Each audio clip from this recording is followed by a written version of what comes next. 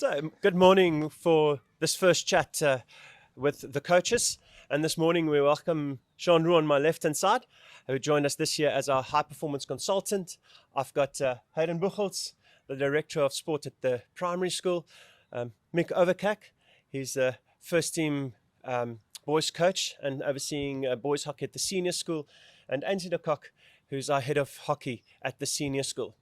And this morning we're asking the question is, how does high performance, and if high performance, fits in with the hockey in primary school from grade 1 to grade 3?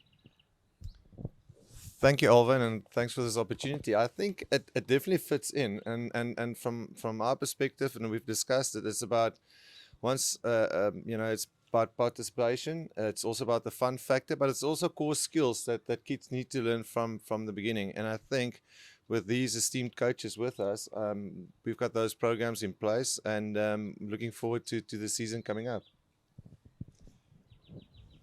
So Hayden, how do we foresee this happening in that space?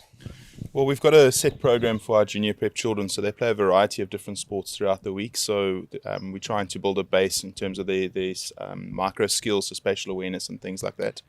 And then from a hockey perspective, we ensure that there's some good feedback happening across the board. So we've got Mick working with our player development, so he works down with skill set development with some players, and then we've got Ainsley who focuses on coaching development down in the bottom, and then we've got teachers coaching as well, which is very important because then feedback not only happens during the hockey session itself, but also happens in the classroom, out at break, in the corridors and things like that. So there's this multi-layer of feedback here. Well, that's very exciting. And Mick, tell us a little bit about your role and what you foresee happening down there.